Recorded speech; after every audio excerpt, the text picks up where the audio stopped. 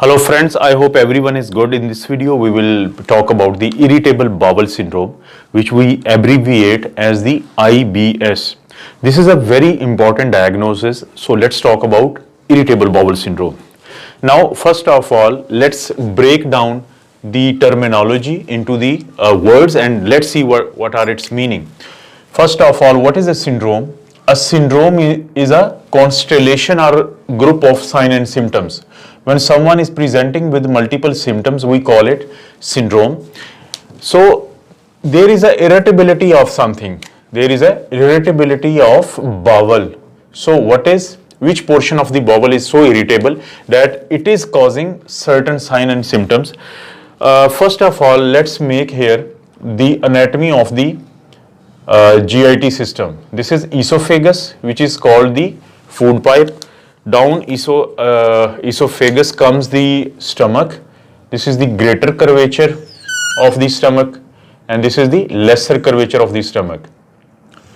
Here it is the pyloric part of the stomach, and from the pyloric part starts the first portion of the small intestine, which is the duodenum or duodenum. So this is duodenum. Then comes the second portion, which is jejunum, and then we have the last portion of the small intestine, which is ileum. From the ileum upward, after say this is the appendicular appendage, which is attached there. After the appendix is the point from where large intestine starts. This is small bowel and this is large bowel. The first portion is cecum. Then comes the ascending colon. Then the next portion is the transverse colon. And then comes the descending colon. After the descending colon, we have sigmoid portion of the large bowel or the large gut, and here is the rectum, and finally we have this anal opening. So let's write down the name of important parts of the GIT system. This is esophagus, which is a food pipe. It opens in the stomach. After the stomach, we have first part of the small intestine, which is duodenum. Then it's the jejunum. And the final portion of the small intestine is known as ileum. This is appendicular appendages, or this is appendix, and the first portion of the large gut is this part, which we call the cecum. Then comes the ascending part of the colon. Colon is a large gut, which is the center of our discussion. This is the bowel where we have got certain irritability, which results in a syndrome which we call the IBS. This is ascending colon. Here this is the hepatic flexure and this is the splenic flexure. In between this hepatic flexure and the splenic flexure, this portion is known as transverse colon. Transverse colon. And then comes the descending colon. This is the part of the colon which is descending, and this portion is sigmoid portion of colon. Ultimately, this large bowel or large gut ends up in the rectum. This is rectum and it opens in the anal portion. So the irritability or the functional disturbance is in the large bowel, this colon, cecum, ascending colon, transverse, descending colon, and sigmoid. These are the portions which are somehow irritable. That results in the signs and symptoms which we call the IBS. What is the reason? There is no anatomical reason, but there is a functional reason of the large gut. Sometimes this is hyperactive because there are peristaltic movement in the large bowel which result in the forward propulsion of the digested food or the food which is left after digestion. So it's a waste material which should be expelled out of the body, and for that reason this large bowel or large gut, it creates some peristaltic movements which push the fecal matter forward. But whenever either there is either the peristaltic movement is very fast, that will result in the diarrhea, or if the peristaltic movements are very slow, that will result in constipation. In any case, be it higher peristaltic movement or low peristaltic movement, it will cause abdominal pain and also bloating sensation. So this is what we call the irritable bowel syndrome. Most of the time it happens in young female of the age 20 to 30, but obviously even male can be a victim of this IBS. Stress is something which aggravates the problem. Stress, anxiety, these two, they enhance the problem of the irritable bowel syndrome. And also sometimes those people who are suffering from type A personality, they are very competitive in their life, they also have IBS. And some people who are suffering from fibromyalgia are they are always complaining of the muscular pain and pain in different body parts. So these are the risk factor or stressors which result in the functional disturbance in the large bowel, and these patients then show certain symptoms which we call the irritable bowel syndrome. What are those symptoms? The most important symptom is abdominal pain. Abdominal pain. It may be associated, this abdominal pain is relieved by defecation. This abdominal pain is relieved by the expulsion of the fecal matter, and that makes sense because that fecal matter is making the problem because of the either increased or decreased peristaltic movements. So abdominal pain which is relieved by the defecation, and either the person may have diarrhea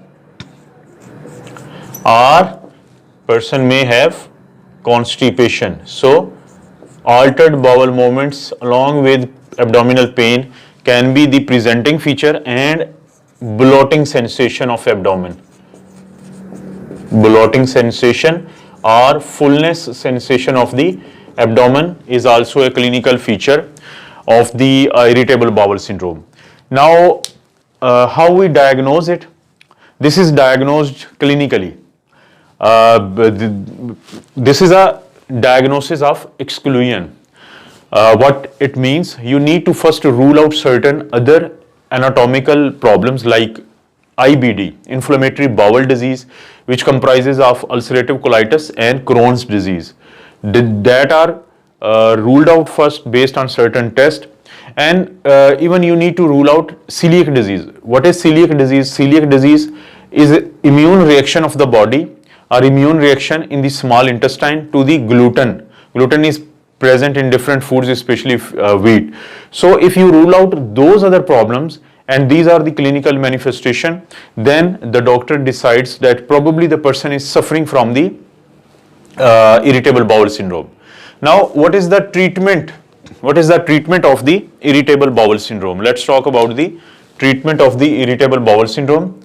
First of all, you need to reassure the patient. These are because, as I already mentioned, that these patients are young, they are stressful, so you need to do the psychotherapy, or you need to reassure patient that nothing serious is happening, so they should remain calm. Psychotherapy. You need to give those food which are high in fiber content. High fiber food, or sometimes these people should be given high fiber content in the form of psyllium. These people are advised to avoid those foods which make or produce gas producing foods or gas producing foods. For example, we need to ask them to avoid apple, onions, raisins. They need to avoid cauliflower, cabbage, beans.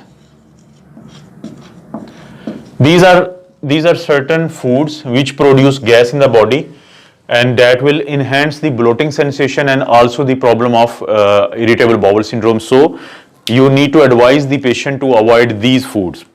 And some people may need anti-anxiety medication or antidepressant because these patients may be suffering from the depression, which aggravates their problem of IBS.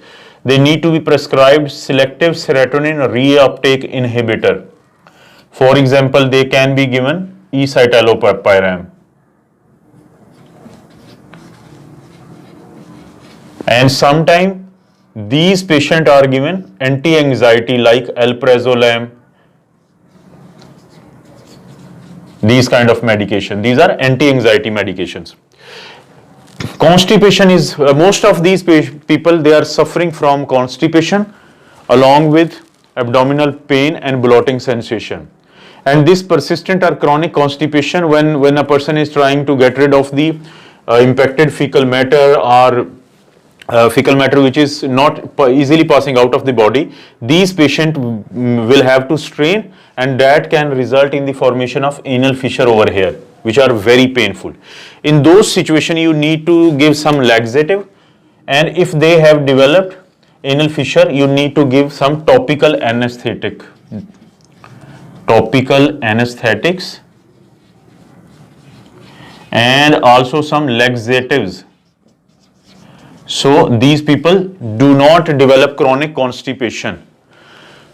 So this is all about irritable bowel syndrome. Irritable bowel syndrome is a functional abnormality and not the anatomical. Nobody knows the cause of it. It's an idiopathic problem. It largely affects the large bowel.